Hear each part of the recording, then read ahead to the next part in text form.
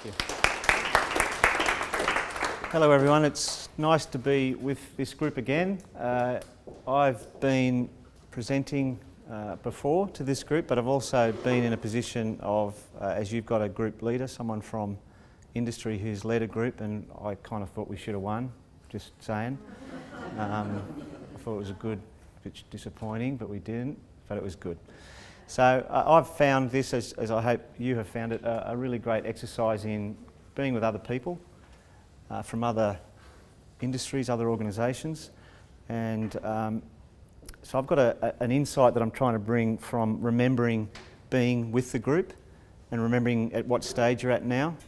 And I'll put a slide up at the moment that I just extracted from your documentation that you got for the project, that there's a particular date that's getting closer, and I know that we've all got busy lives as we do this program, and as we come together we're trying to refine that. So my objective today in working with you is to draw on my experience from, as I said, from being involved in this program, my experience in working with people who come to us at the Business Centre with perhaps a reasonably formed concept, project or business idea at a particular condition at which they arrive at us, and we help them. Helping people with a more sophisticated business idea or project that they want to commercialise, and that we need to look at IP strategies, or we need to look at the scalability of the project. And in doing that, I want to introduce you to the central number 2 step here, which is the value proposition canvas and the concept of pitching. But before I do that, I just want to quickly show you a video. It only goes for a few minutes, of a project and a program that we run called Start House. We're quite passionate at the Business Centre that not all good ideas end up at business accelerators, and that lots of good ideas and concepts, in fact, if you look at a research piece by Startup Muster, 95% of innovators and entrepreneurs, people with good business ideas, come from an age group that is probably 40 and above. They've got a family, they've got a life, they've got a job, and they're not going to come to a 12-week program or an incubator in Melbourne or Sydney where you lose equity in your idea that you've invested in for 4 years and dilute the possibility of converting that to a successful startup. So we at the Business Centre believe that we've got methodologies that work but are very practical. So I want to bring some of that to you today. And for us, what that ends up in is holding people's feet to the fire, and that's what you guys are involved in with this project. You're going to be in front of an audience. You're going to have to refine, define and articulate your solution to this brain drain challenge that you've been set for this region, and your feet will be held to the fire when you're going to be, as a group, not only presenting that to a panel and judges, but also presenting to an audience.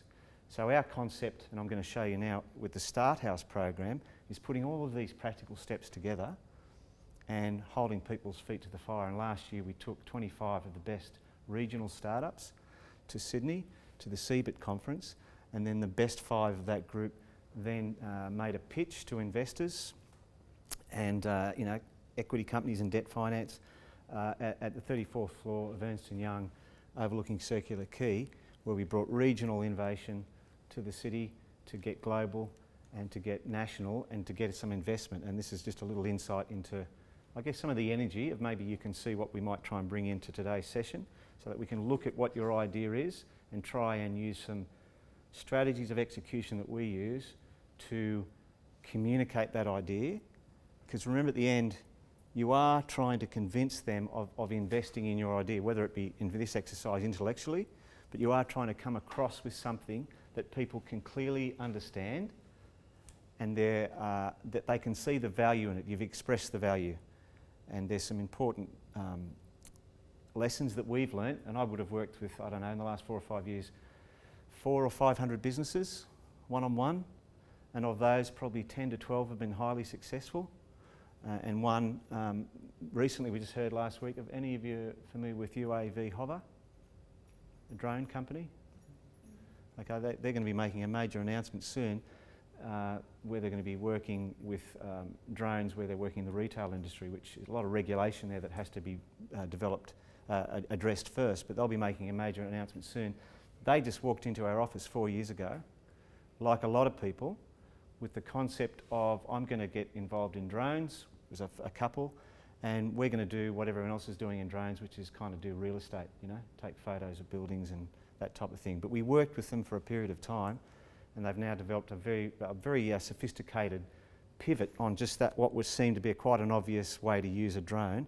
They pivoted their idea slightly, all the same principles applied, but they're working in the marine environment with drones, because Mark and Jackie, Mark is a qualified ship's captain, so he could work in marine environments. So that allowed them to take that idea, face it slightly differently, and capitalise on it in that way. So they do a lot of the stuff around shark surveillance on the coast. They got that contract up and down the coast, and they also are working with surf life saving as well. So just applying drones differently, so applying your idea differently. So let's just quickly look at this journey that we've taken some people on, and I'd like you to try and envision this for you. So there were some pretty interesting companies there that have been successful since that time. A couple have got invested in, and one, Rapid Phenotyping, got funded for about $630,000 for a Series B fundraise by the Australian government. Their device is essentially a lab in your palm, in a device, so testing any substance, whether it be grain, chemicals, blood, whatever it might be. Instead of going to the lab, you can test it on the device that they've got, Rapid Phenotyping. So lots of opportunities. But what I want you to get a sense of there is, I know now that you guys, we'll just look at where you're at. I know that you guys are going to be here.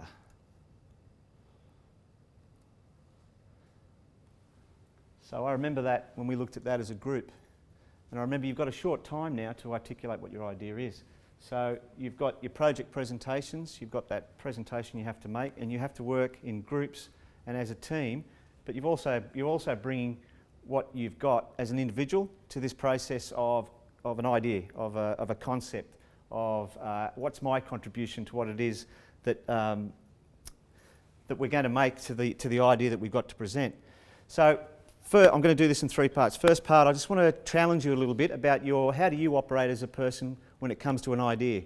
I want to try and address, and there's some documentation, I've said no at the moment, but I want you to look at it soon. And we're going to use the central concept here. So I guess already in your project, you've probably got a sense, you've got from the project brief, you've got a purpose. You probably yourselves developed some sort of goal around what you're going to try and achieve generally, I hope, or there's a discussion that's begun around that. You've probably done some sort of analysis about what your offer is to this brain drain solution. What unique offer are you going to come up with? So that's that part. You would probably then go into, and this is the stuff I sent for you guys to look at, just the whole methodology of business canvassing. A lot of you would have, I know that a lot of you come from a background where you would have done lean business planning. It's not that far away from there, but the 9 aspects of an overall business plan when you delve a bit deeper. But I'm going to concentrate more on this one today. So this part here, the customer segments, the value proposition canvas.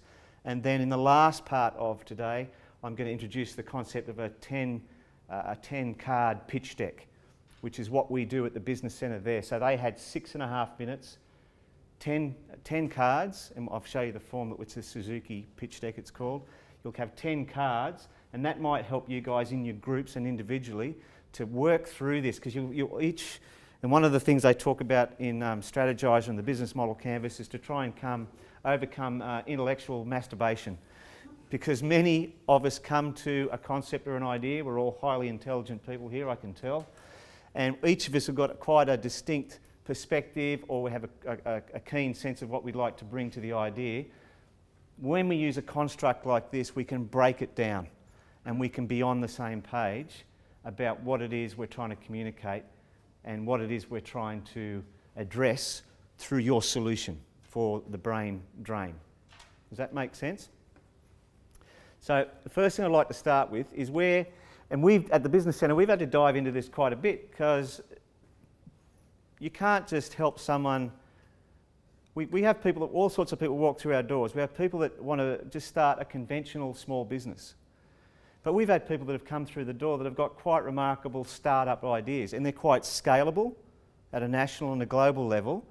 So we had to be a little bit more thoughtful about how we would help them. So we thought, well, what is innovation? So we took a bit of a deeper dive there. What is innovation? How does that work? What's the process for innovation? How does it occur? And what construct can we put around it?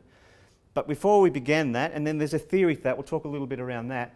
But I also thought, as an individual, it made me reflect myself about how do I bring ideas to the table? How do I operate as an individual? And so, in looking at that, one of the things I found out about our bias, we've all got a sort of a bias about where we come from and what it is that we bring to idea making, to discussion, to sharing of ideas and intellect.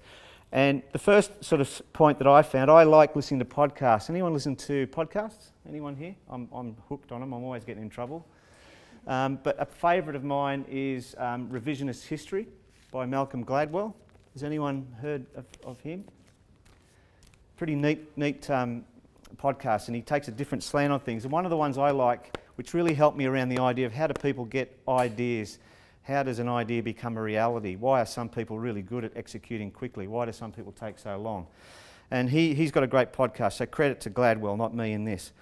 But one of his first insights is let's start thinking about music, right? All of us have got a formative stage when we listen to music, and we get a mindset about that. So one of the theories they come up with is that the music we listen to at the age of 19 to 20 is a music that deeply imprints itself most deeply on our subconscious. So if you make a list of your favourite songs, it's likely that those songs are going to be the songs that you listen to. And that's not to say that you can't. My daughter's introduced me to Shawn Mendes, so I like Stitches, but it's never going to be the same as Eagles Hotel California. Or for me, my particular favourite is a song called Feel the Benefit by 10cc, three-part masterpiece which none of you would ever know. But for me, it takes me to all the sorts of places and it allows me to think in the way that I think, and it's just my song. It's what I like if I was to go to it. There are many other songs. So what I'd put to you is, as a metaphor or as a simile, if you think of how do I think, what music do I like, it's going to be quite different to others, but it's probably going to go back to a place, a central place. And for all of us, that place will be the same, but the music will be different. And I want you to do a quick exercise based on that, which will help you in your groups. We're only going to do it 2 or 3 times, just pair up. I want you to think of a song, don't say it to the other person, and I want you to tap the song. No words, no humming, no whistling, no singing. Tap the song and see if the other person can guess the song that you're tapping. You're going to do it for a couple of minutes each. So you're going to tap the song, the person's going to watch you tapping, no words, no mouthing, no cheating, and they're going to try and guess the song. Just have a couple of rounds each, 2 songs each. Off you go. Tap the song. All right.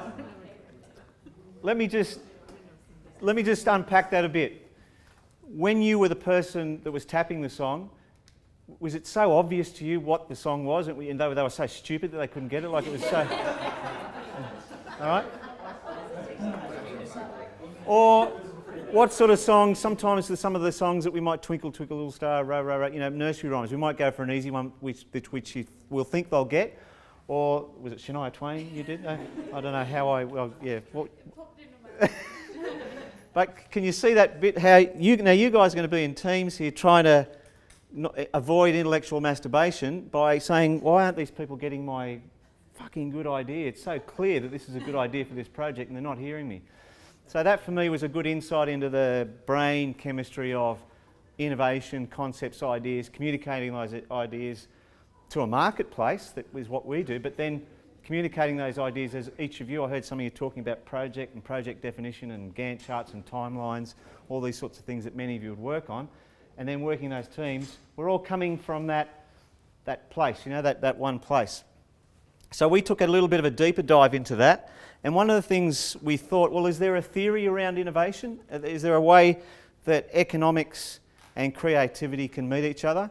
And that's where we found a theory written by a guy called David Gallinson. He's an economist, but happens to have an interest in the arts. Now, if anything is creative, it's arts and artists, you know, creative people, authors, painters, sculptors, musicians. So if we unpack that a little bit, what he found was there's genius, right? There's genius in art. That's a given. And in creative, any of us that have been to concerts or enjoy any form of the arts can see that there are people that are higher beings than us ordinary people. So that being the case, Gallinson defined two types of innovators and illustrated that by two renowned artists, if you like. So the first one is who's that? Picasso. Okay, now Picasso he calls a conceptual innovator. So Picasso is just produced at a young age, just bang, that's what I'm going to do. It just came as sheer genius and had periods of time where he just produced so many pieces of arts in a series or could produce a masterpiece. You know, those stories you hear of him paying at a restaurant for a meal with a sketch.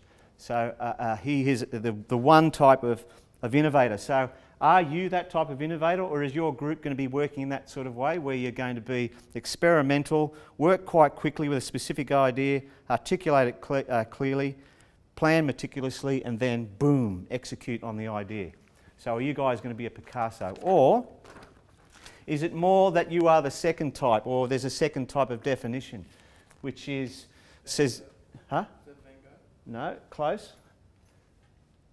One of the quite well-known expressionist French painters, but that's Cézanne. Right, now Cézanne, that's a picture of his wife.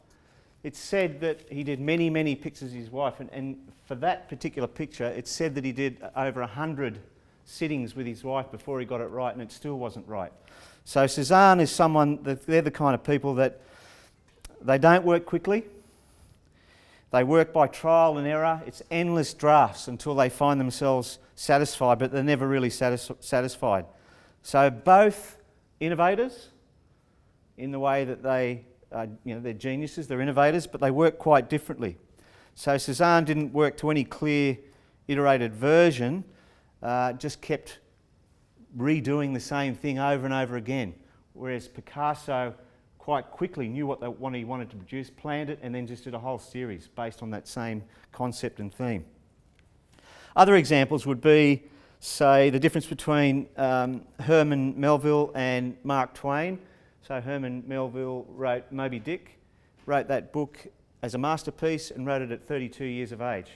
Whereas Mark Twain didn't write or complete Huckleberry Finn until he was 40. Different types of geniuses, both renowned, both highly recognised creative geniuses, but work in quite different ways. Others would be, say, Orson Welles, who some of you may or may not know, a filmmaker, compared to Albert Hitchcock. So Albert Hitchcock basically made the same movie over and over again, like a horror type genre, whereas Orson Welles was said to have made a masterpiece at the beginning of his career and never repeated it. My favourite one, though, of all is, I don't think I've got a picture of it there, is Leonard Cohen compared to Bob Dylan.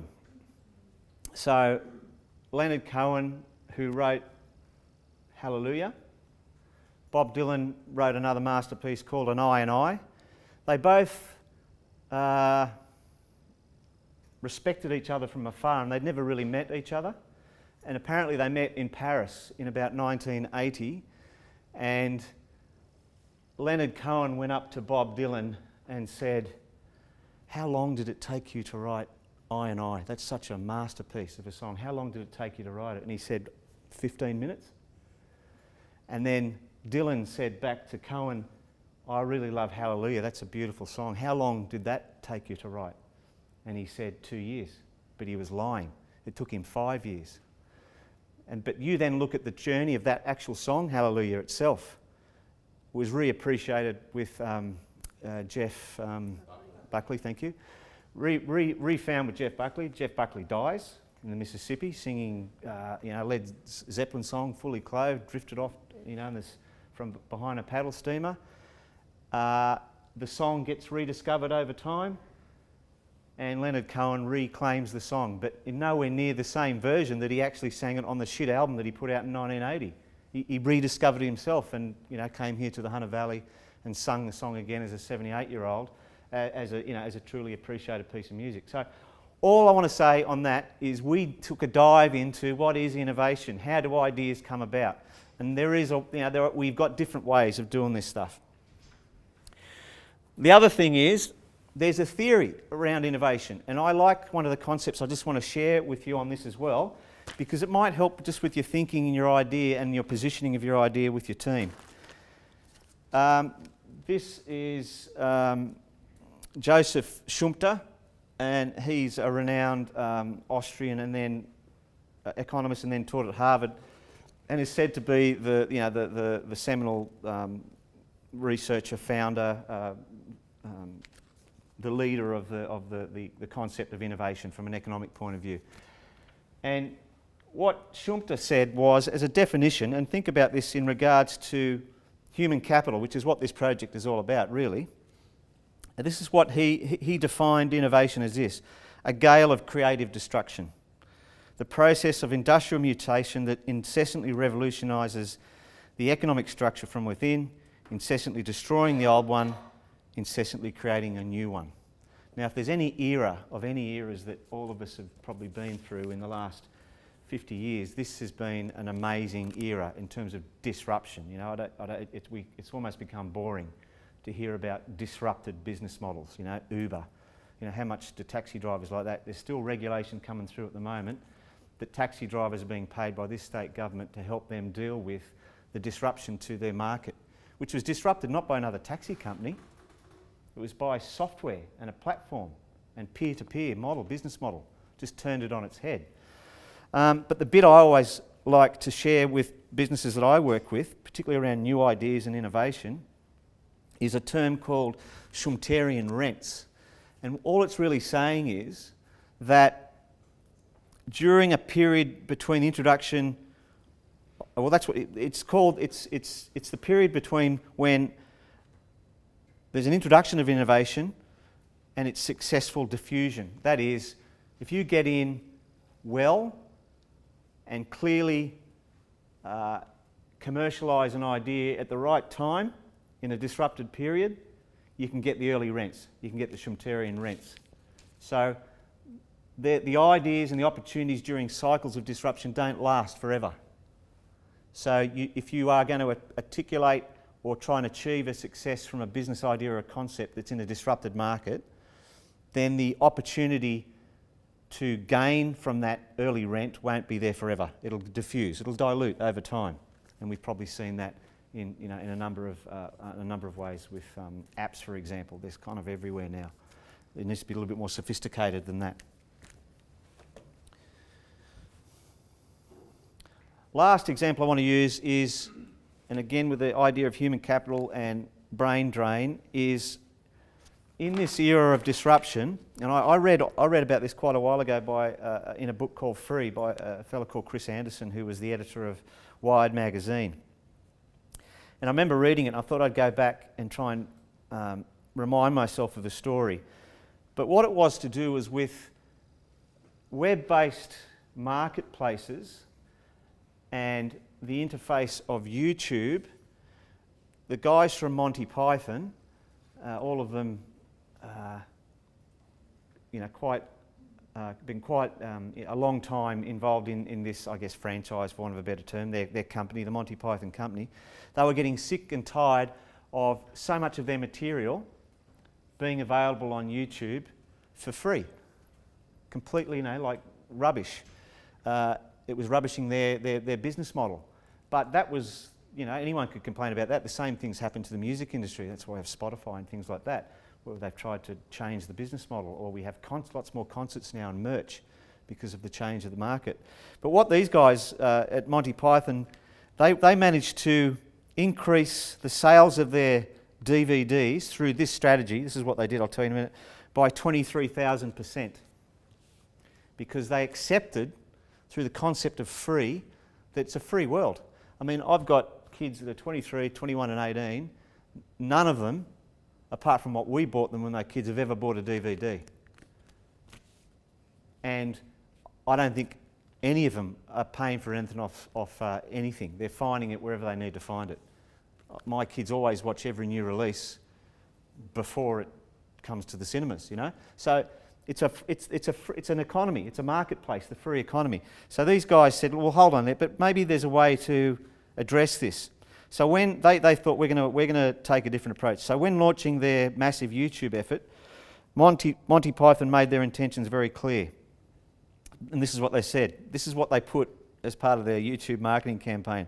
We're letting you see absolutely everything for free. So there. But we want something in return. None of your drivelling, mindless comments. Instead, we want you to click on the links, buy our movies and TV shows, and soften our pain and disgust at being ripped off for all these years. So they had a 23,000% success rate on what they were selling when they just put, so what they did is they just put a range of their stuff up there, high quality stuff instead of crappy copies, for free. And they got engagement. They got engagement with their product.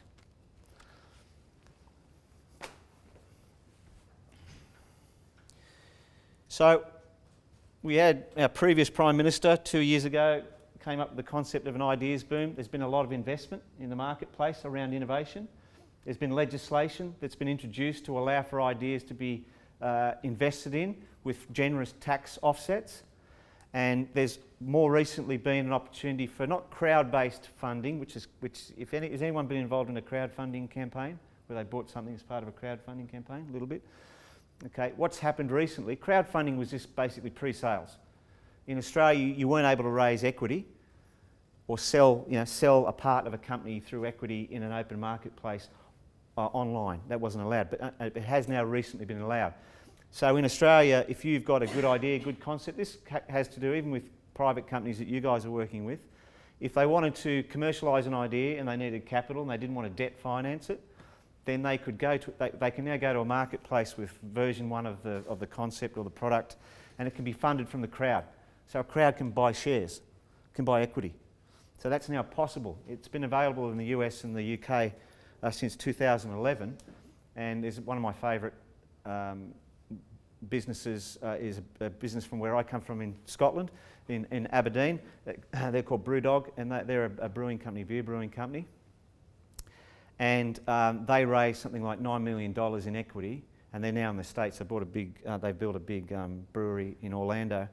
But they started, imagine how hard it is to grow at that rate, but when you go to the crowd with a well-articulated idea, and they call the people that follow them brew dogs are their followers, and they jumped in, and someone could put in $1,000 or pounds, £500, £1,000, and they raised equity in their business.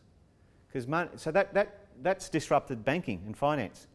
So the idea, when you guys think about your idea for the brain drain, just think laterally about perhaps how could we actually bring or hold talent here. It's more than just maybe one way of looking at it, because we've now got, and that's what's happened to us at the Business Centre, we've got companies that don't understand initially the scalability of their idea. They might think, oh, I'm going to build this product, this device, this platform here, but given the world we live in, we should probably consider that it shouldn't just be limited to one domain, because people are going to say, oh, can I have that? And that's happened to us at the Business Centre. Happened in our business where people said, can we have that? And we went, oh, we didn't think about that. Maybe we can just build a Canadian platform for a business or a UK platform. We end up doing USA. But we didn't think about that at the start. We probably should have. So with your idea, don't just think about an idea that is too parochial. You know, we're part of a global economy and a global marketplace.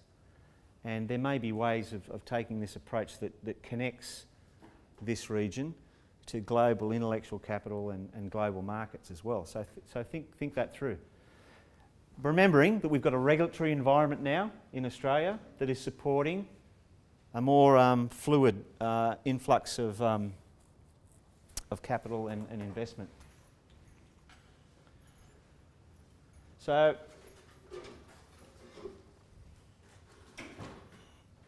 can I perhaps get a sense then, and I'd like to just get a sense of now in the room, who you are, your discipline, your particular discipline that you come from, and the business or the company that you're, or organisation that you're part of. I'll just start here. So, got a sense of the room. What I'm going to get you to do in a moment is I'm going to let you look at these things now that I had no on, and we'll start to look at this central area of a value proposition, and I'm going to give you some time to work together with a view that we then move on to the pitch, and then, as I always do for this session, I'm bringing one of the businesses we've worked for, and Lachlan is probably going to bring some of his product, which is beer. But he is going to do, we did a pitch to get some finance for Lachlan's growth model about a month ago. So I always like to, when I do these sessions, let you guys see someone who's put their money on the table with a pitch. Last year we did Scrub It, who is one of the other businesses we worked with, who've got an app for theatre nurses and setups for operations, and they've gone quite well. So I always like to say, okay, you're going, Steve's telling you all about this pitch thing, and he's given us some bits of paper and explained bits and pieces, but what does it look like? So you'll get to see a pitch for about 15, 20 minutes, ask Lachlan some questions, but I've asked him to change nothing. You're a room of potential investors. He's looking for a set amount of money, and he's articulating an idea to you guys as investors to say, will you back me? Because and to do that, you got to try the beer. So he'll probably, knowing him, it'll be part of his pitch, and that's authentic, okay? And you guys have got to find that voice with your group as well. What is your voice? What's the authenticity? Most of us are going to probably come across the same data sets, the same economic conditions and assumptions, but how do you articulate that idea in writing and get it out there? So, can anyone give me just so we can get a sense from the group, what have been the key elements, the stuff, the juice that's flowing in regards to this project about brain drain? What without giving away intellectual property, just generally, just to, so we can affirm that and I can get an understanding from rather than just read it. What's the feel of this project? What's the general gist of it? What's it trying to ask you to do? Stop young talent leaving Newcastle. Okay, all right. That's always been the case for Newcastle. Economists for a long time have said once we get to 1 million, I think they say once a country, a city, it's just sort of the politicians, the economic theorists, the sheer, draw factor, the gravity of it. I think once a city gets to 1 million, it kind of then gets recognised. And that's kind of been Newcastle, or this region's been eating away at that. Is there anything else in it that general, without giving away your IP from your group, is there anything else that's thematic that seems to come out of the piece, the brief? I think attracting new people in and new businesses. Yeah. Okay. So people out, and then how do we get them in, or how do we hold them? That's the tenet of really all you've got to work with conventionally. But maybe you look at it maybe as a Picasso or a Cezanne in the way you try and crack this idea a bit. Think differently, think laterally. Disruption, remember, is about unusual collisions. And we really accept that at Business Centre when we work with people. We deliberately put people in peer-to-peer groups so that you allow people to come up with oblique angles to the concept. So don't not, at this iteration stage of what you're doing, leave all the good ideas off the table, get them in there. But you do have, in terms of a customer, you've got your judge or your judging panel is a customer group for this project. But then in a deeper sense, you're creating a conceptual model, aren't you, for as a project, for a solution, a built solution. But you do have to convince you've got two sort of customer avatars here. You've got the judge, and we in our group did certain things to make sure we understood everything about the judging panel. Like what? What they're doing? Their gender, how far they had to travel on the day, and things like that. Just take it all into account. But you then have ultimately to convince them, once you've got that avatar ticked off, you then have to have a richer narrative for the solution itself. And that's where the canvas comes in. So, let's quickly get a sense of what a value proposition is. And then I'm going to show, did people get a chance to look at some of those animations that I sent? They only go for 2 or 3 minutes. Okay, I know I've got busy lives.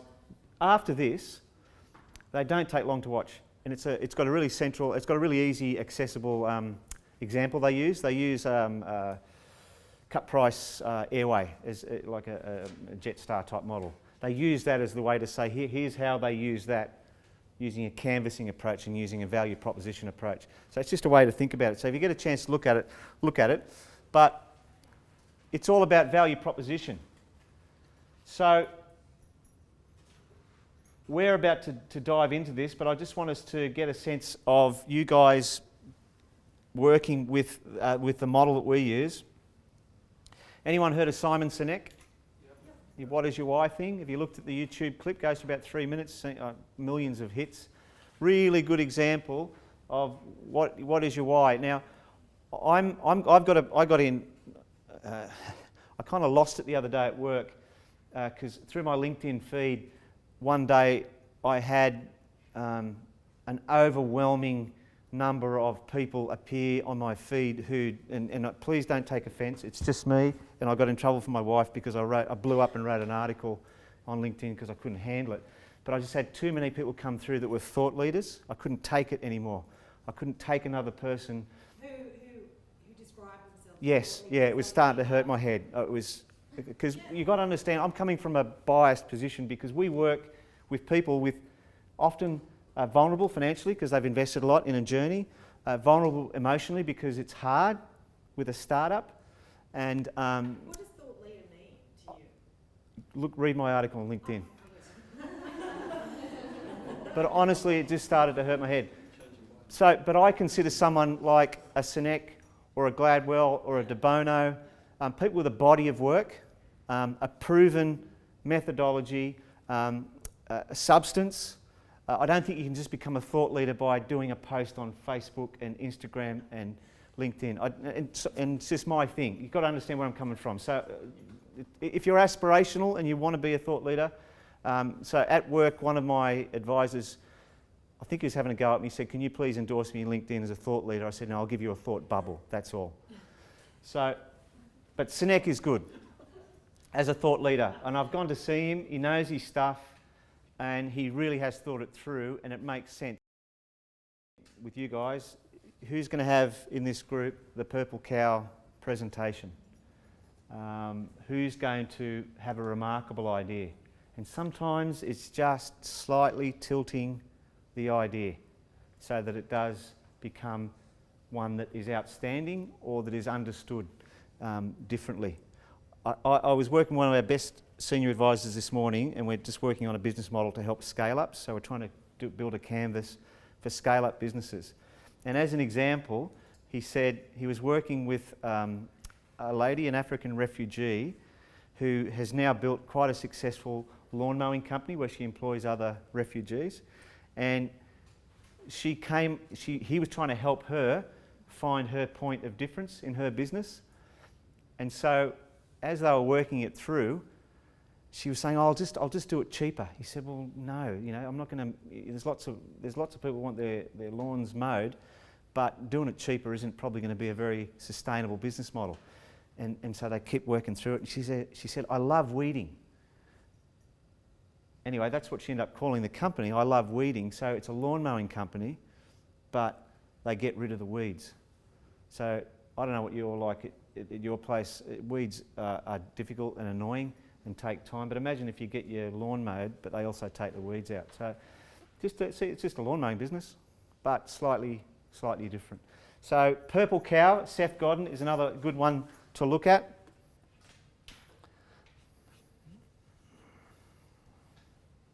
Where am I gone here?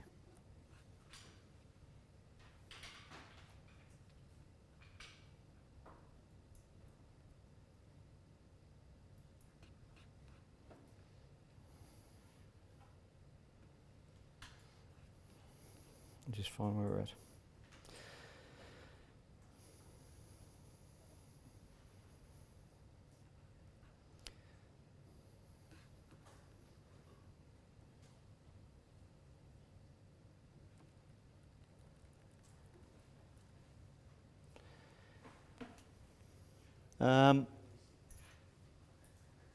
So you want to be the pen or the pencil that sticks out, or be the purple cow, so the judge can understand who you are. So let's grab the package, and I want you to get them into this. I'll just go through them with you. So what we've got here is a strategizer description of value proposition, some key understandings of value proposition. So this is very simple to go through. This might be really worthwhile before you start hammering out your presentation. There's some really thoughtful frames of reference about developing a value proposition here. So if some of you can get used, it debunks some of the myths. It addresses some of the stereotypes. So this might be a good reference point to start with. The next one, which we'll come to in a minute, is a guide to using the value proposition. We're going to start working on this soon. So these are some of the tools we're going to use. There is, you might be able to, and we'll dive into it in a moment. We're going to start in this section here. So customer jobs will be the first section we're going to work through. So we're about to start workshopping this now. I want you to give away as much or as little as you like, but work on the central concept of the project, so the brain drain. And I want you to look at it, your project, as if it is a product. It's an end product. And we're going to start in that segment. We're going to start in the jobs. Your project or your solution, these are the trigger questions. The way that this works is, if you just want to look over this way for a moment, the way that the value proposition canvas works is it says, let's put the customer here. And let's look at the customer in terms of what jobs am I going to do from my product or my service or my idea? What jobs am I doing for them? And as a result of me doing that job for them and taking away the strain and the stress, what are they going to gain as a result of my idea? What am I doing in order to allow them to gain from this? And what pains am I taking away? And I face that to your value proposition. Now, your value proposition is what I put up at the start there. That is your articulated position about what it is about your idea that is going to solve this problem, i.e. purple cow, the I love weeding, whatever it might be, to convince people that your product or service is going to address the jobs, it's going to address the gains by doing something here that's going to make them happy, and it's going to take the pain away. It's going to make their life easier. So that is the first exercise. Then we're going to move along this. We're then going to look at the customer pains. So what jobs am I doing? What are the pains, the trigger questions for the pain points? We're then going to look at the pain relievers, and all of this it steps you through here, gives you some examples. We then have some trigger questions about the customer gains, the gain creators, things that will create, that will set the gain opportunities up. And then before you start, you might want to look at 10 characteristics of great value propositions. Now, all of you have got an A3 version of that to refer to. So we're about to endeavour upon that. So just think of it like this. We've got a central idea for a product. I'll give you an example. I'll use my own company. When I started my company off, we knew that, and I think there's one of you guys, you're in safety and you're in environment. We had an idea that when I first began my first company, Safety Pro, that people in construction their pain was they were just overwhelmed by documents and compliance, and it was doing their heads in. And we thought we'd come up with a way of, say, what if we just did that for them? We took all that compliance burden off them. We know from a legislative perspective, environmentally, from Work Health and Safety Act, that you can never take that burden away. It always remains under law with the principle. However, we said, what if we could create something that did it for them? And as a result of that, their time would be freed up. They'd be able to be much more effective on getting the job done and dealing with the subcontractors and all of that. And the pains were that we were taking away that toil of the cycle of documentation. So we started off in construction, and we came up with the concept of giving them bundles of documents that sequentially aligned to the project, the build. You know, one day there's voids, the other day there's not. There are electricians on site, the site's live, it wasn't live before that, and so on and so on. And we tried to reflect, we'd go in and do some front-end work, we'd work out the scope of the job, the build, and we'd try and align the documentation sequentially to the build and drop them off packets of documentation that enacted their system. They had their head documents, their policy documents and all that. We then eventually moved away from construction because we wanted to refine our market a bit more. We worked specifically in turf environments, golf courses and race courses. And we worked out that they worked seasonally. So in that industry, they tended to not really want to see anyone or have any support or intervention in summer months, because what was happening then? The grass was growing and they were cutting it and they were busy and there was stuff going on. But in other seasons of the year, we could go on and do some consultancy work and deliver training and deliver audits and deliver system controls. But we worked out that those guys, although they worked seasonally, a lot of things had to always be done. So we came up with the idea of, what if we were to do everything for them day by day? So we came up with the concept of a diary. So we diarised, we customised a diary for the industry, and it became more sophisticated over time. It used to be paper-based, was eventually on a web platform, customised through a portal for every company, whole set of SOPs, JSAs that accompanied it, tools, video, induction tools and all that. So we diarised it because these guys use diaries. They were always using diaries because they had to apply chemicals and they had to know what day it was applied. They had to do staff rosters. They had competitions or race meetings. So they always were much more aware than just a building site, which was a bit of dirt that ended up having a slab on it and then the building on it, you know. These guys needed a solution. So we came up with a solution that was built from their perspective. What are the jobs? What's friggin' painful about this, and what do I need from this to make my life easier?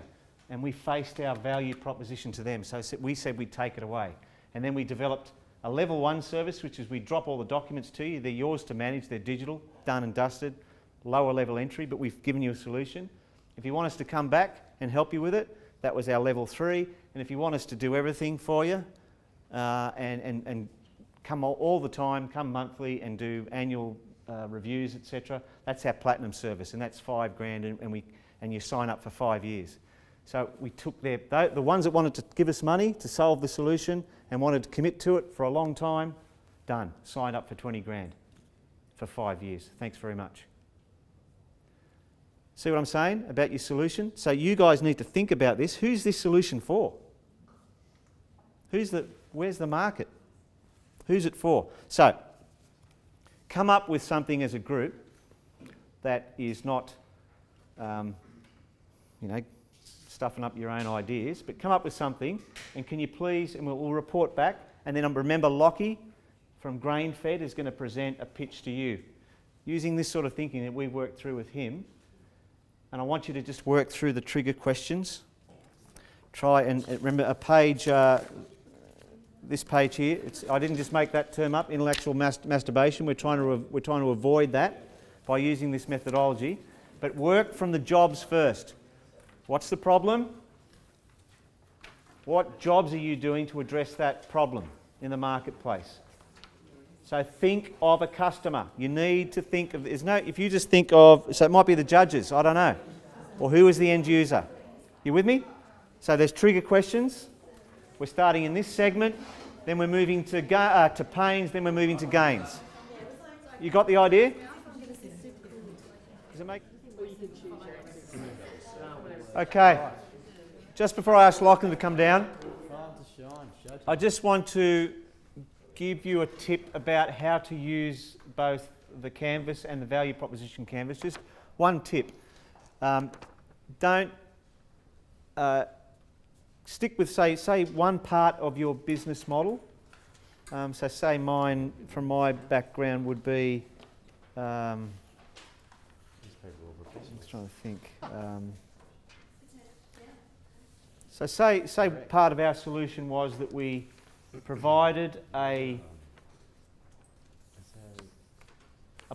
set of policy templates that addressed, this is what it is. So we're going to provide to you, because your industry is challenging, so I'm talking about our industry, golf and racecourses. So there is lots of changes to the legislation that occur around environmental management and chemical control. So with our product, one of the value propositions is going to be that we will give you an assurance that all of your policies are always up to date.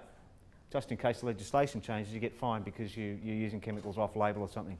So we would work that value proposition through as one part of, that's one of the jobs that ours does. We wouldn't overpopulate it with all different ideas. Do you know what I mean? So when you use this, you do another canvas for another aspect of your value proposition. Do you know what I mean? So you're not trying to solve everything on one canvas. Work your way through one idea, so there's no orphan tasks sitting separate from the central tenet or idea of what you're trying to achieve. So your brain drain solution may not just be one simple component. It might have an outcome with a number of elements. So run each of the elements through it and do this work at the front end, and then the idea will be better. So that 10 tips is a pretty good one to help you with some of the basic rules about how to use this. The 10 tips. Lockie, you good to go? Yeah, I'm good to go. So we're about to see a real live pitch based on an actual position that a business is in and about a value proposition wanting a particular outcome. Huh? So it's good to see he's brought his product. He has, yes, that's... I've actually knocked the top off one myself. I better go and grab. Yeah. Just hit the... there. This there, yeah. Yeah. Cool. Nice move that. If there's not enough for everyone with just some glasses, we can just pour them out in a glass. Yep. How you going? Yeah, good. Good. My name's Lockie McBean. Everyone good? Yeah. My name's Lockie McBean. I'm from Grainford Brewing Company, so I'm the owner. I'm a one-man business. I'm the owner, head brewer, logistics guy, accounts receivable, accounts payable, debt chaser, new lead guy, basically one-man business. So what I'm about to show you here today is a pitch that I've done to some finance guys, and going forward I'm looking to grow the business and get investment. I'm currently brewing on someone else's equipment because stainless steel is very expensive, and it's an expensive proposition to set up. So what I did 6 years ago was thought, well, rather than commit $1 million in a warehouse and rent and all that to see if there was a market, I've reverse engineered it and said, well, I'll get a market, and then once I've got the market, then I'll build the equipment, get the equipment. So look, if ever anyone has said to you, it's time to go to the pub for a sneaky one, then this is the opportunity for you right now. So, as I just said, my name's Lachie McBurn. I've been in the brewing industry for 14 years. Started in brewing and had a previous background in sales, so obviously I've started this business, so I'm the head sales guy. Also marketing, logistics, and I'm an international beer judge. So I've judged in over 26 competitions now worldwide, and I've been part of judging over 50,000 beers, so we only have that much. I promise. It's the ones at night that you get to worry about when you have that much, yeah. So, proudly independent, saw a gap in the market in Newcastle 6 years ago and thought, well, I used to work for Blue Tongue. I thought, why is no one, and I think Blue Tongue missed an opportunity where they really, they positioned themselves with the Hunter Valley, but then all their market was Newcastle and Sydney. So at the time when I was working there, I thought, why, Newcastle's a pretty parochial town and they're pretty loyal. Why are they not pitching towards and saying they're a Newcastle brand? So 6 years ago, I was like, well, I want to do that. So I was the first person to do that. So in 2012, I had a crack, got a license, went down to a brewery in Illawarra, started brewing down there because I had some fermenter space. Brewed 22 kegs, went to 3 venues, was shitting myself. I thought, what if no one buys this beer? In 2 weeks, I'd sold out of the beer. So one pub did, the Albion did a keg a day for 9 days. So I only had 22 keg batch. So I was sort of lucky I only went to 3 venues. So then I did a double batch in it. And then fast forward to last year, I did 980 kegs over the year into 30 venues. So it's nearly 50,000 litres. Just all in draft. I've just gone into cans a couple of months ago, just with this one beer, which is my biggest seller. So last 6 years, December 2012 I started. So I've been growing 28% year on year, and we're still at that sales growth at the moment. So I'm looking to ramp it up, and I'm going to need investment to do that. So currently brewing out at Hope Estate. So I moved my production from Wollongong to Hope Estate when they opened, which was a very, very good opportunity for me. It was 45 minutes up the road. I can't always get beer when I need it up there, so I've got a bit of an availability issue. Also, there's a lot of transport costs involved in that, which I can bring in-house when I get my own equipment.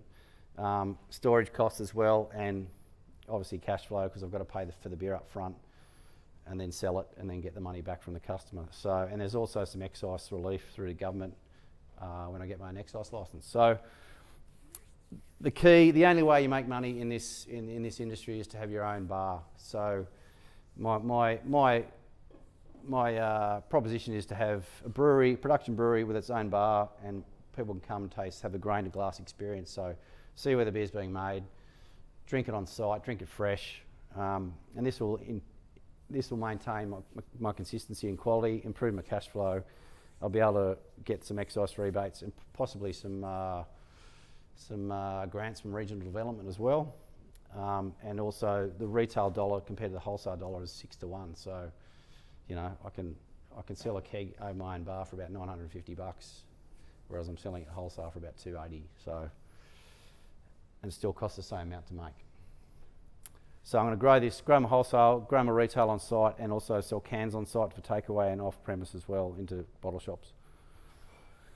So think local, drink local is my mantra. I've trademarked that. I want to be the beer of Newcastle. I want to make world-class beer in a world-class city. Gain the customer's trust, which is what I've been doing for the last 6 years. And I really want to foster community, so wherever we set up, we'll get involved with that local community. Currently, I'm sponsoring a local rugby club, Merewether Carlton, which has been a very good sponsorship. My son plays for them, but also I believe they're probably the biggest drinking club in the union. So when he started at 14, he said, "Dad, can you come down and watch first grade with me?" And I said, "Sure." Within 10 minutes, I looked around and went, "Who do I speak to?" So fortunately, his best mate's father was manager of first grade, so I quickly worked out who to speak to and got the sponsorship. So So what I'm aiming to do is just build a spiritual home for Grain-Fed, where we can have our production on site and also a retail bar, and people can come and have touch points and see what's going on.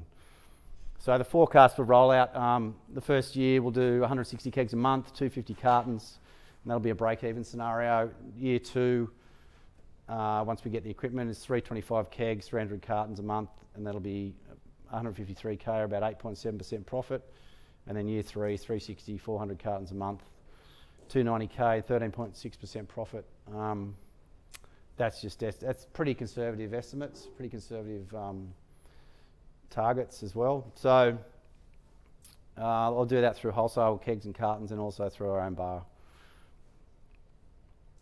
So I'm currently valuing the business at 1.5 million, and that's through the market penetration for the last 6 years, the IP in the brand value, and 6 years of bloody hard work, knocking on doors and getting knockbacks and competing with everyone that's out there now. So when I started, there was 180 breweries in this country. There's now 450, and I think 150 need to go away because their quality of their product's not great, but you know, that'll take a while for that to filter through, and by which time there'll be another 300 on top of that. So I need to get 500,000 equipment, 300,000 retail fit out, and 200k in working capital. And so for that million, it's 33% share in the business, which will be a sustainable and profitable business, and we'll grow that and become the beer of Newcastle. So thanks for listening, thanks for your time. Hope you enjoy the beer, and as my wife always says to me, there's always time for a sneaky one.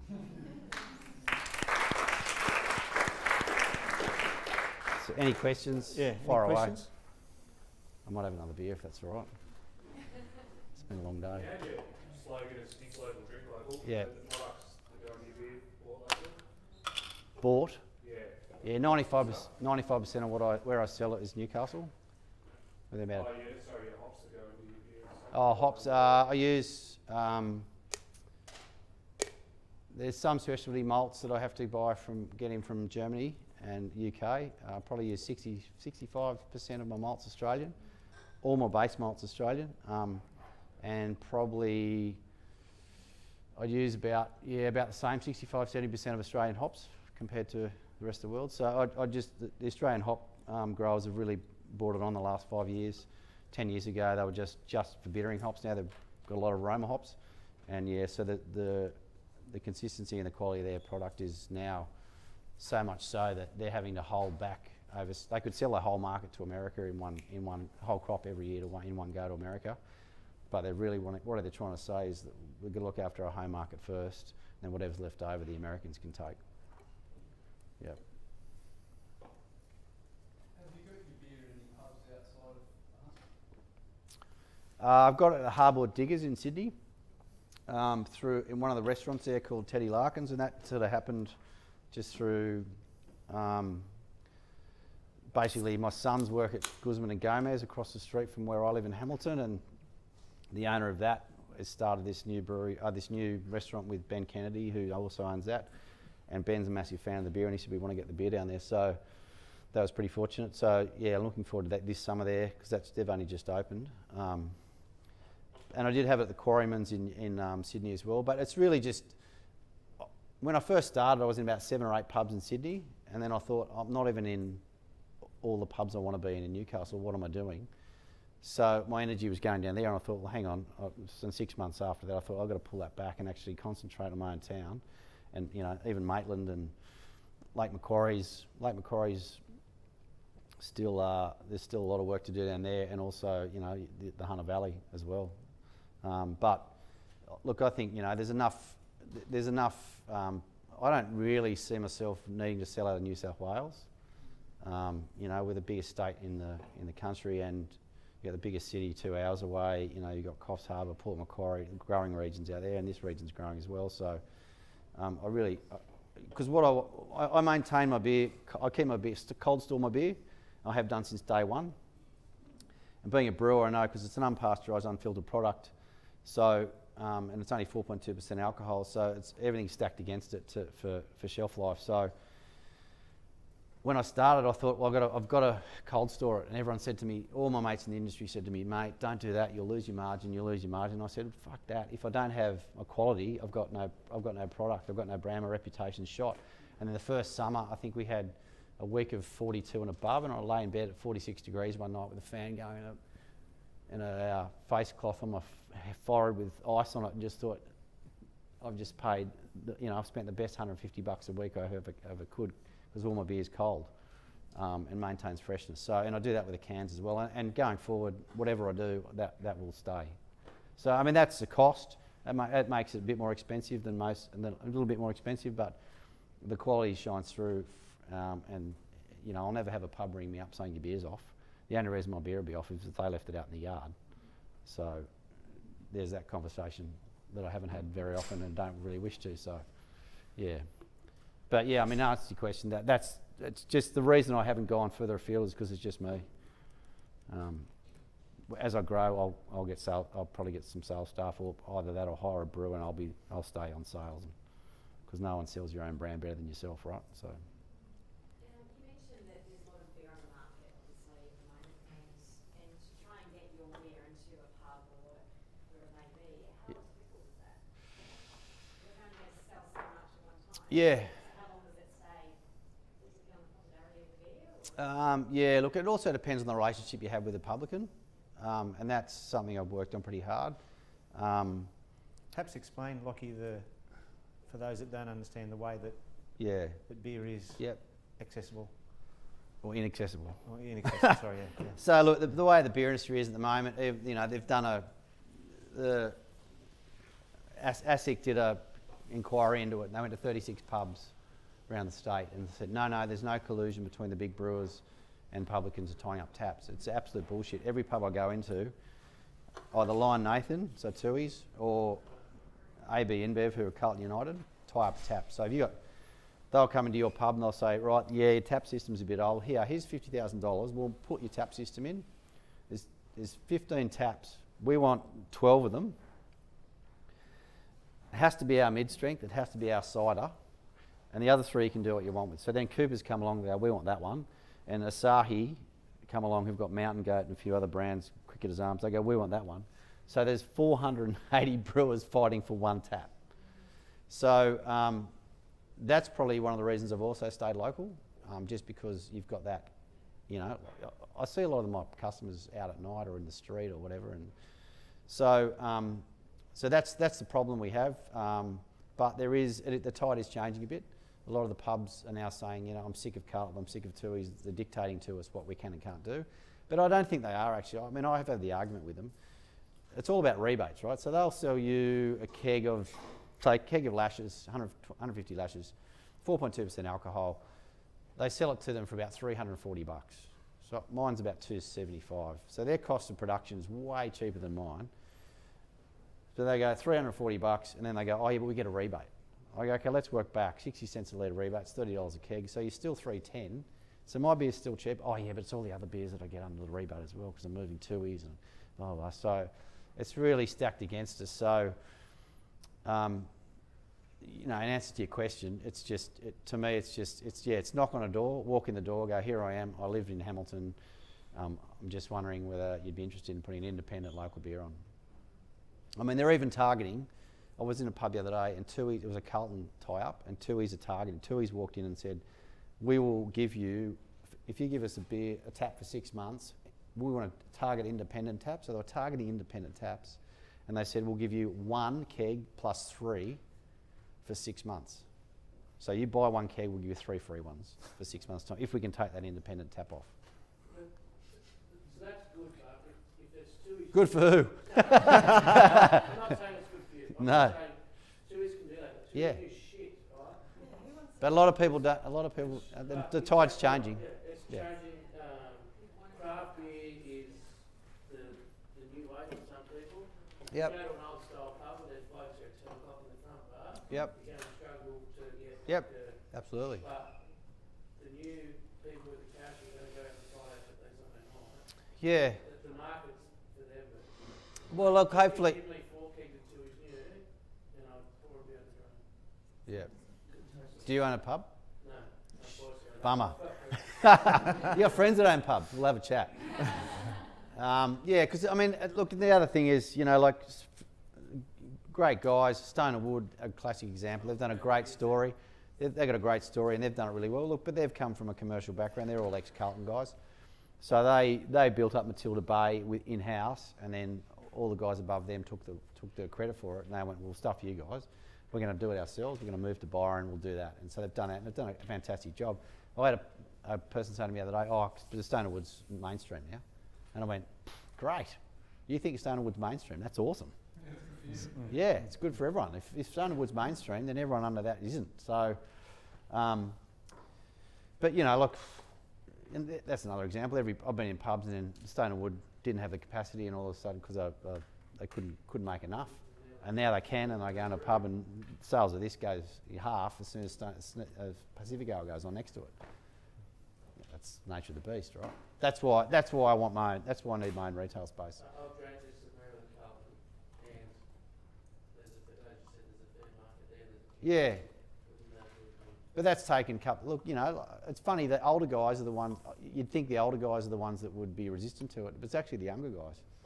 Oh, no, I'm just having 4X Gold. I go, mate, it's only 4.2%, it's $5. You're getting, it's 425 mil, you're buying a 375 can, take your pick. Oh, gee, it's like you're you know, they've got a decision to make, put a mortgage on a house, mate. It's $5, $5. You know, if you don't like it, give it to your mate. It's not a big, you know. So look, I'm all about making beer with drinkable. Look, you know, there's a lot of brewers out there that'll make the weirdest and wackiest beers that you can, and I'm happy to do that once I get my own equipment and have some, you know, some smaller tanks to do all that stuff. But it's a commercial decision, right? This is the first beer I made. I thought, what are people in Newcastle going to drink? It's a hot, you know, we get 300 days of summer pretty much.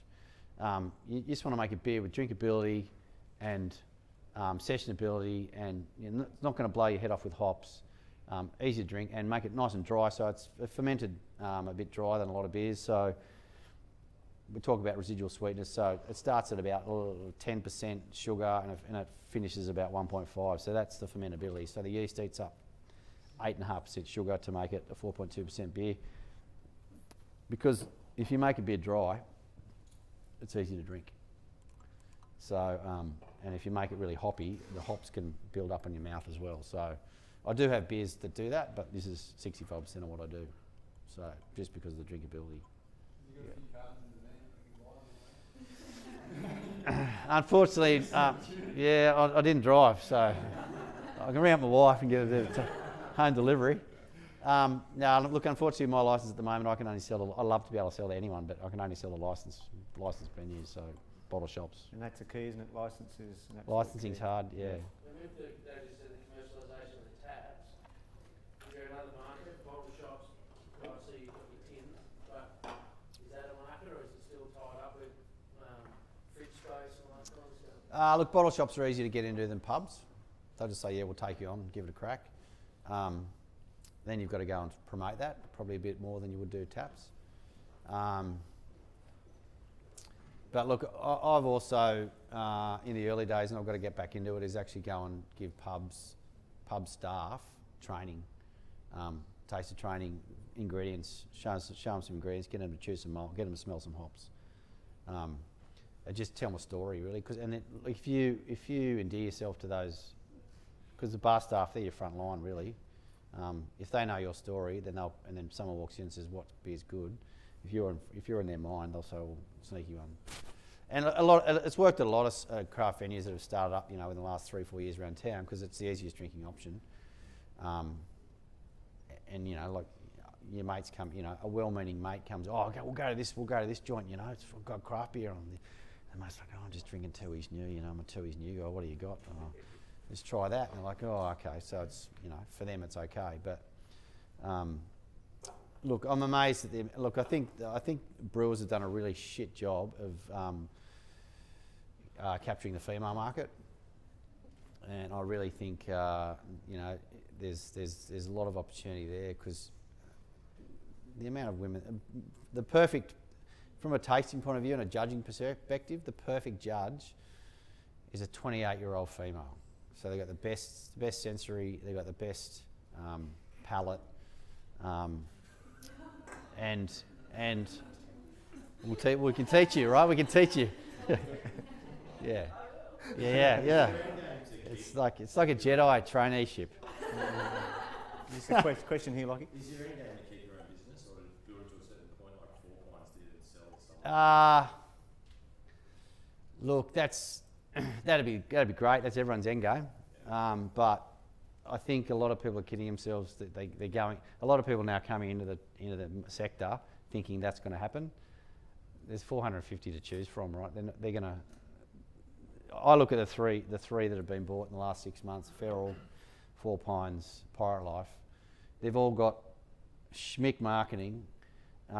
They've all got national distribution, and they're all, they're in every state. So the big guys look at them and go, well, right, we're all there as well, so we can just put it on our trucks and get it at the same spot, right? Do you think the big guys are buying it to disrupt it and get their own product out of that, or? 10 years ago, yes, not now. They've actually worked out, this is, 10 years ago, like craft, just a fad. It's not. America's 18% of the market. Look, we're only, the depressing thing, I was talking to someone the other day, I said, the depressing thing is at the moment that independent craft brewers have 3% of the market. Corona is 6%. The shittest beer in the world is 6% of the Australian market. It's bigger than Cooper's. Because it's cool, it's trendy, it's marketable. So it's actually their biggest market outside Mexico. Well, I could talk about beer all night, but we've got to keep moving. Sorry. So thank you for your time. And look, if you go to a pub and you want, just hit the publican up. Give him my number, whatever. Tell me.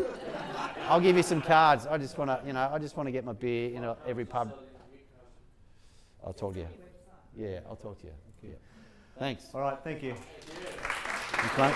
Let's grab my stick. So we've been immersed a little bit in that thinking. Did you hear pain, gain, customer jobs, definition?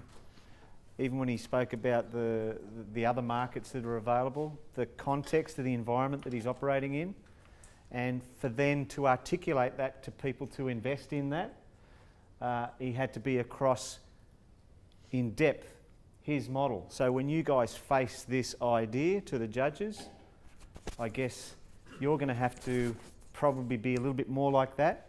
And this is always the dilemma when you do these projects. How deeply do we dive into the economic assumptions of our model? But I think you're going to have to do some sort of work like that. But most of all, you're going to have to create a compelling narrative. So there's no avoiding what Lockie is faced with and what he's trying to achieve. And therefore his narrative is very accessible. It's worthy because he's been working at it for some time, and we can see the underpinning metrics that assign authenticity to what it is he's trying to say. So you've got to put all that together as a group of people working for a short time together. I just want to, there's pizza up there, and you need to get to that. And I want to just quickly, in your notes, you've got the pitch deck. So let's quickly go through that before I release you to the pizza.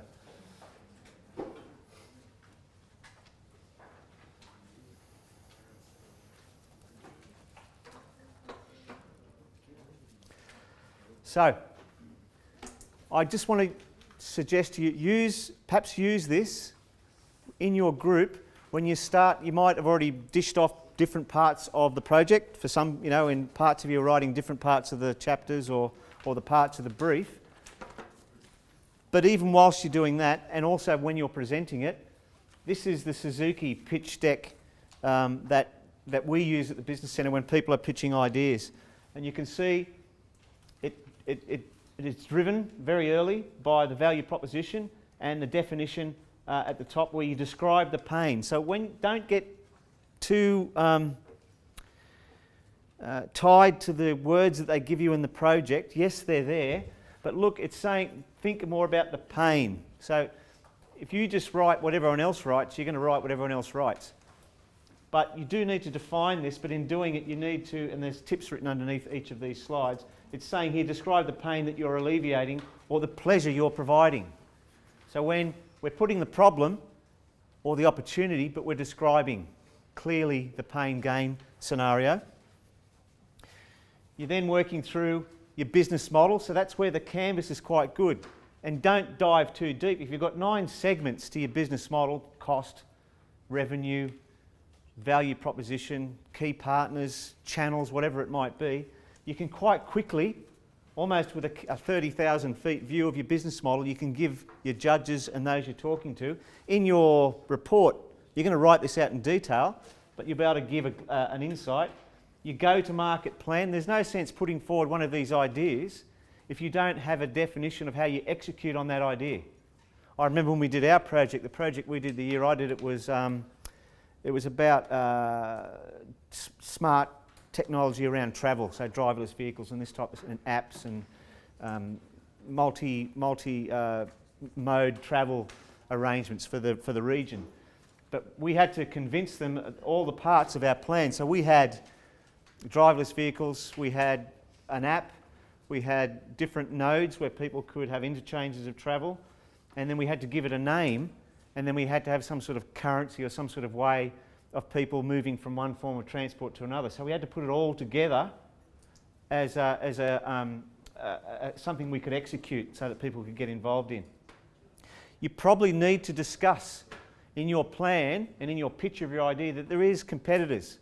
You would need to acknowledge that in the thinking of you putting forward your premise, that you have actually taken into account that there's going to be a competitive environment, that you've done some sort of analysis of no sense putting forward an idea and you're trying to get people to invest in the idea if someone then comes along and gazumps you because they've got a better way of doing it. So like a SWOT analysis or something? Yes, and in the canvas there, it's something like that. Strengths, weakness, opportunities, threats, whatever it might be. But I think you at least, I would not dive so far down your business model that you haven't at least demonstrated to the judges and in your project that you've said, hold on, what's the environment like? Is there other people that are doing this? And then talk to that. We're not doing it like them. You know, the old Avis Hertz example of Hertz being such a big business model. When Avis came into the marketplace for hire cars, one of their competitive approaches to marketing was to say, we're not Hertz. That was one of their first marketing approaches. We're not them. So you need to name it. You probably need to describe, even for this project, and you'll probably do that. Like I'm visioning when we did it, the guys described on the panel when they were talking to the judges, well, what are each of us doing? Let the people know what the roles are of the people on the team. You know, this is our spokesperson, this person did the financial analysis, this person did the marketing, whatever it might be. You need to describe that so that people can see and know why I'm the marketer, because I've got that experience. Convince the people that are judging you of the capacity and capability of your team. Yeah, you'll need to do some metrics. It'll depend on your project about what you do, my advice would be do some modelling. Do some, even if you use a case study, demonstrate that your model works economically. You know, either through a return on social capital, whether it returns as a profitable venture in itself. You need to at least acknowledge that you've done some assumptions on some metrics, some forecasting, or they won't invest in the future of the idea. And lastly, current status, accomplishments to date, timeline and use of funds. So you need to sum up, bring all the parts of what it is that you've got. What are all of the components brought together? When can you deliver on this? Because they might be in, they might be there, they're just about convinced, but you then need to describe at the end, well, how long is this going to take to execute? So you might want to think about things like staging the success of your idea. So say to them, stage 1 will achieve these milestones, but you might not be able to describe the full realisation of your project in the time that you've got, but get them involved in the future vision of what you've done by projecting ahead to phase 2 or phase 3 or stage 1 or stage 3 might be. Because you're going to have so much stuff you want to achieve, and there might be some real value in the iteration stage of what you've done, but you're not going to have enough time to describe the achievement of part of your project fully. keep the value of it in there and its connectedness at the end by talking about we're addressing this future need in the second phase of the project, and give them a little window to see that you're future thinking, that your project just doesn't end, that you have acknowledged that there are future iterations. It might be AI, it might be IoT, whatever it might be, you might build in something there. Okay, we're done. I hope that was useful. It was meant to be practical. I hope you find there's some tools there to help. Good luck with your presentations. Think about the beer example when you're doing your thing to give you something to ground what you're doing, and enjoy the pizza. Thank you.